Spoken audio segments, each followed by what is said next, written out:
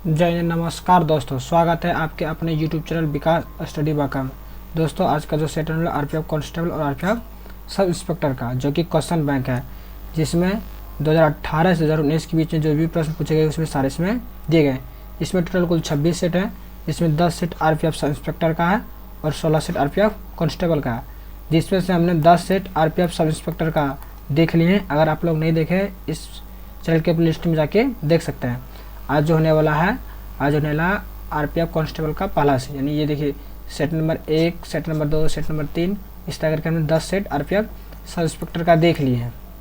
आज होने वाला आरपीएफ कांस्टेबल का सेट नंबर 1। तो चलिए देखते हैं सेट नंबर 1 का पहला प्रश्न क्या है। पहला प्रश्न है, इनमें से कौन सा विकल्प हवा की धूल और धुएं के कारण प्रकाश के फैलाव की घटना को उजागर करता है। जो प्रकाश के फैलाव की घटना को उजागर करता है वह करता है टिंडर प्रवाह, यानी ऑप्शन नंबर ए हो जाएगा। अगला प्रश्न है, निम्नलिखित में से किस समिति को चालू अर्थव्यवस्था समिति कहा जाता है। जो कहा जाता है वह अनुमानित समिति का है, तो ऑप्शन नंबर डी हो जाएगा। अगला प्रश्न है, बैडमिंटन खेल निम्नलिखित में से किस शब्द से संबंधित है। जो संबंधित है ड्रॉप खेल से शब्द से संबंधित, ऑप्शन नंबर सी हो जाएगा। अगर हम डॉल्फिन शब्द की बात करें, ये किससे संबंधित है। ये जो शब्द है ये तैराकी से संबंधित है, डॉल्फिन, क्योंकि ये तैराकी से संबंधित है, ठीक है। और हमारा जो गुगली है, ये गुगली, ये हमारा क्रिकेट से संबंधित है। किससे संबंधित है? क्रिकेट से। अगला प्रश्न है, राष्ट्रपति और राज्य मानवाधिकार आयोग के सदस्यों को कौन हटा सकता है। तो हटा सकता है वह अध्यक्ष हटा सकता है, ऑप्शन नंबर ए हो जाएगा। अगला प्रश्न है, निम्नलिखित राजवंशों में से किसने वेसर शैली की वास्तुकला का परिचय दिया। जो दिया था वो किसने दिया था, वह चालुक्य वंश दिया था, ऑप्शन नंबर बी हो जाएगा।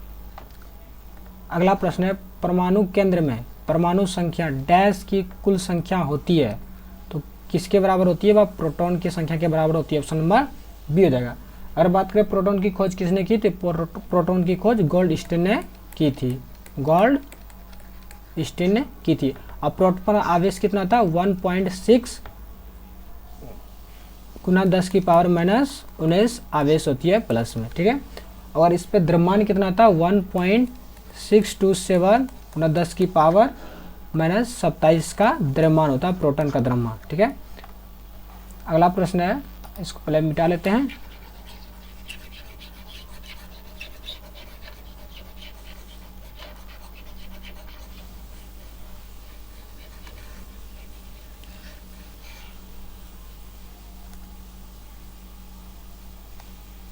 अगला प्रश्न, जब किसी धातु को उसके पतले अक्षर से बनाया जा सकता है तो उसे डैश कहा जाता है।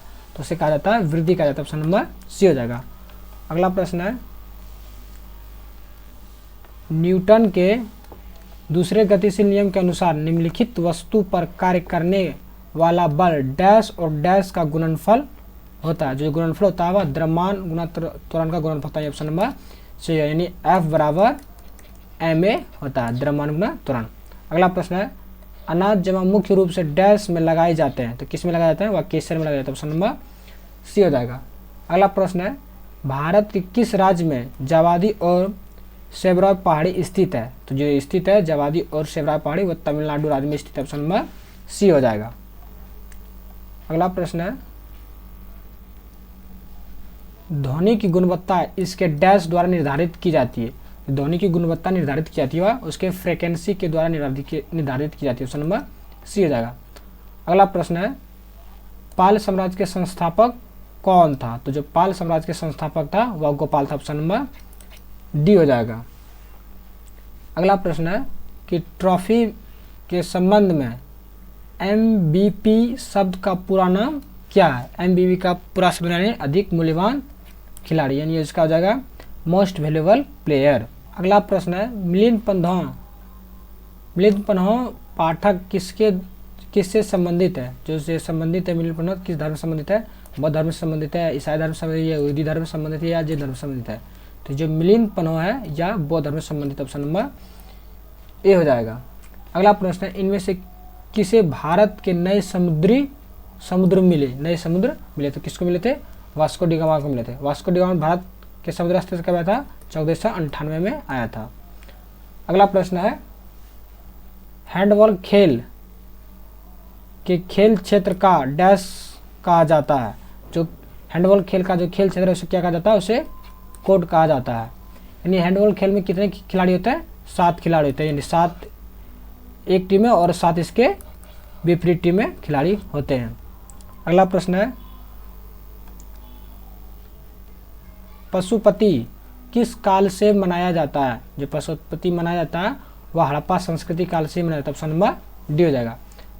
अगला प्रश्न निम्न में से कौन सी एक हवादार बीमारी है। तो इसमें से कौन हवादार बीमारी है, शासन एक हवादार बीमारी। ऑप्शन नंबर डी हो जाएगा। अगला प्रश्न निम्नलिखित में से कौन तारा आपके सबसे करीब है। यानी इसमें तारा सबसे करीब कौन है, तो यह है Proxima Centauri. Option number D हो जाएगा। अगला प्रश्न है सार्वजनिक संपत्ति के अति प्रयोग को डैश कहा जाता है। जो कहा जाता है वह सार्वजनिक स्रोत की त्रासदी कहा जाता है। ऑप्शन नंबर बी हो जाएगा। अगला प्रश्न है संसद के संयुक्त सत्र का संचालन करने के लिए अध्यक्ष के रूप में अनुपस्थित रहते हुए सत्र का संयोजन कौन करता है। यानी इसमें कह रहा है कि अगर अध्यक्ष अनुपस्थित रहे तो उसका जो सत्र का संयोजक कौन करेगा, तो करेगा वह लोकसभा उपाध्यक्ष। ऑप्शन नंबर डी हो जाएगा। अगर अध्यक्ष उपस्थित रहेगा तो अध्यक्ष करेगा, अगर अध्यक्ष नहीं रहेगा तो लोकसभा उपाध्यक्ष करेगा। ऑप्शन नंबर ए हो जाएगा। अगला प्रश्न है पैरा ओलंपिक में स्वर्ण पदक जीतने वाले पहले भारतीय कौन थे। जो पहले भारतीय थे मरियप्पन थांगवेलु थे। ऑप्शन नंबर बी हो जाएगा। अगला प्रश्न है विभाजन में जनक कोशिकाओं की तैयारी के लिए एक मूल कोशिका डैश में विभाजित किया जाता है। तो किसमें विभाजित किया जाता है, दो समान कोशिका में विभाजित किया जाता है। अगला प्रश्न है कि नाट्यशास्त्र के लेखक कौन है। जो नाट्यशास्त्र के लेखक है वह भरत मुनि है। ऑप्शन नंबर डी हो जाएगा। अगला प्रश्न है कि कौन सा अंतरराज्य परिषद मंत्रालय के अंतर्गत आता है। जो आता है वह गृह मंत्रालय था। ऑप्शन नंबर बी हो जाएगा। अगला प्रश्न है थालघाट मुंबई और डैश को जोड़ता है। तो जोड़ता है थालघाट मुंबई और थाने को जोड़ता है, लेकिन ऑप्शन में थाने नहीं है तो इसमें क्या जाएगा, नासिक। अगर थाने ऑप्शन में रहेगा तो थाने में रहेगा, अगर थाने नहीं रहेगा तो नासिक होगा। और जो मुंबई और पुणे को जोड़ता है वो कौन जोड़ता है, पालघाट। मुंबई और पुणे को जोड़ता है पालघाट। ठीक है। अगला प्रश्न है निम्नलिखित में से कौन क्रिकेट विश्व कप से संबंध नहीं है। यानी क्रिकेट विश्व कप से कौन सा कप संबंध नहीं है। जो कलिंग कप है या क्रिकेट से संबंधित नहीं है। बाकी Irani cup, Rajni cup, Deodhar cup किससे संबंधित है, क्रिकेट से संबंधित है। जो हमारा कलिंग कप है ये किससे संबंधित है, ये कलिंग कप फुटबॉल से संबंधित है। किससे संबंधित है, फुटबॉल से संबंधित है। अगला प्रश्न है पुरुषों में कौन से सेक्स जीन मौजूद होते हैं। जो पुरुषों में मौजूद होते हैं वह XY मौजूद है। ऑप्शन नंबर सी हो जाएगा। अगर महिला में पूछे तो महिला में डबल X होती है, पुरुष में XY दोनों होते हैं। ठीक है। अगला प्रश्न है भारत, बेल्जियम और स्पेन में किस प्रकार की संघीय अभ्यास का उपयोग किया जाता है। जो किया जाता है वह किस प्रकार का उपयोग किया जाता है, संघीय रूप से प्रसारित विधि। यानी ऑप्शन नंबर सी हो जाएगा आपका। अगला प्रश्न है निम्नलिखित में से कौन सा शासक पाटलिपुत्र को स्थापित किया था। जो पाटलिपुत्र को किसने स्थापित किया था, उदयन ने किया था। उदयन के पिताजी का नाम क्या था, उदयन के पिताजी का नाम था अजातशत्रु। अजातशत्रु के पिताजी का नाम क्या था, बिंबिसार। और ये किस वंश से संबंधित है, तो उदयन किस वंश था, हर्यक वंश से संबंधित है, हर्यक वंश। ठीक है। अगला प्रश्न है भारत की आकस्मिक निधि किस अनुच्छेद के तहत आती है। यानी आकस्मिक निधि किस अनुच्छेद के तहत आती है, तो आती है अनुच्छेद 267 के तहत। ऑप्शन नंबर ए हो जाएगा। अगला प्रश्न है नाइजर और जिम्बाब्वे में कौन इनमें से कौन सा द्वीप है। तो जो द्वीप है वो अफ्रीका द्वीप है। ऑप्शन नंबर डी हो जाएगा। अगला प्रश्न है राज्य मानवाधिकार आयोग का अध्यक्ष डैश है। यानी राज्य मानव आयोग के अध्यक्ष जो होता है वह उच्च न्यायालय के सेवानिवृत्त मुख्य न्यायाधीश होते हैं। राज्य मानवाधिकार आयोग के अध्यक्ष। अगला प्रश्न है निम्नलिखित में से कौन अंतिम मौर्य राजा था, यानी अंतिम मौर्य राजा पूछ रहा है तो कौन था, वह वृद्ध था। ऑप्शन नंबर ए हो जाएगा। अगर पूछे कि मौर्य साम्राज्य के संस्थापक कौन थे तो चंद्रगुप्त मौर्य थे, चंद्रगुप्त मौर्य। और इसके गुरु कौन थे, चाणक्य, जिसको हम लोग विष्णुगुप्त और कौटिल्य भी कहते हैं। कौटिल्य का जो पुस्तक लिखा था वो कौन पुस्तक लिखा था, अर्थशास्त्र, जो कि राजनीति पर आधारित है। अगला प्रश्न है, निम्नलिखित में से कौन एक नदी बंदरगाह है, तो इनमें से कौन एक नदी बंदरगाह है, तो कोलकाता एक नदी बंदरगाह। ऑप्शन नंबर सी हो जाएगा। अगला प्रश्न है, किस राज्य में मधुबनी चित्रकला प्रचलित है, तो जो मधुबनी चित्रकला प्रचलित है वो किस राज्य में प्रचलित है, तो ये बिहार राज्य में प्रचलित है। ऑप्शन नंबर डी हो जाएगा। अगर हम लोग बात करें कि वाराही चित्रकला कहाँ प्रसिद्ध है, तो वाराही चित्रकला महाराष्ट्र में प्रचलित है। वाराही चित्रकला कहाँ है, महाराष्ट्र में, ठीक है। और जो है कोलम चित्रकला कहाँ प्रसिद्ध है, तो कोलम चित्रकला तमिलनाडु में प्रसिद्ध है। कौन, कोलम चित्रकला तमिलनाडु में प्रसिद्ध है। अगला प्रश्न है, कई आवृत्तियों के मिश्रण से उत्पन्न ध्वनि डैश कहा जाता है, तो कई आवृत्तियों के मिश्रण से उत्पन्न ध्वनि को हम लोग क्या कहते हैं, आवाज कहते हैं। ऑप्शन नंबर ए हो जाएगा। अगला प्रश्न है, निम्नलिखित में से कौन सा महासागर सबसे लंबी तटरेखा है, तो सबसे लंबी तटरेखा वाला महासागर अटलांटिक महासागर। ऑप्शन नंबर डी हो जाएगा। सबसे बड़ा और गहरा महासागर कौन है, तो वह प्रशांत महासागर है। एस अक्षर का महासागर कौन है, तो अटलांटिक ही महासागर, ये एक्स अक्षर की तरह दिखता है, एक्स अक्षर की तरह। अगला प्रश्न है, 2011 की जनगणना के अनुसार भारत की शहरी जनसंख्या का प्रतिशत कितना है, तो शहरी जनसंख्या का प्रतिशत जो है 31.16 है, यानी ऑप्शन नंबर ए हो जाएगा। अगर 2011 की जनगणना के अनुसार अगर बोले भारत की साक्षरता प्रतिशत कितनी है, तो 2011 की जनगणना के अनुसार भारत की साक्षरता दर 74.04 है, कुल साक्षरता दर। अगर भारत में महिला साक्षरता दर पूछे तो महिला साक्षरता दर है 65.46% है महिला साक्षरता दर। अगर पुरुष साक्षरता दर पूछे तो 82.14 है पुरुष साक्षरता दर। अगर 2011 की जनगणना के अनुसार अगर लिंगानुपात पूछे तो लिंगानुपात कितना है, 943 है, ठीक है। लेकिन इसमें हम लोग का पूछ रहा है कि सारी जनसंख्या प्रतिशत कितना था, वह 31.16, यानी ऑप्शन नंबर ए हो जाएगा। अगला प्रश्न है, कौन सा केंद्रीय प्रशासनिक न्यायाधिकरण मंत्रालय के अधीन आता है, यानी प्रशासनिक न्यायाधिकरण मंत्रालय के अधीन आता है। जो कौन मंत्रालय आता है, वह कार्मिक मंत्रालय था, तो ऑप्शन आता है, यानी ऑप्शन नंबर डी हो जाएगा। अगला प्रश्न है, निम्नलिखित में से कौन सा एक रेत और कंकड़ भरा हुआ क्षेत्र है, रेत और कंकड़ भरा हुआ क्षेत्र, तो कौन सा क्षेत्र है, तराई क्षेत्र। ऑप्शन नंबर सी हो जाएगा। अगला प्रश्न है, वृक्षासन योग में क्या स्थिति दिखाता है, तो वृक्षासन में पेड़ की स्थिति दिखाता है। ऑप्शन नंबर बी हो जाएगा।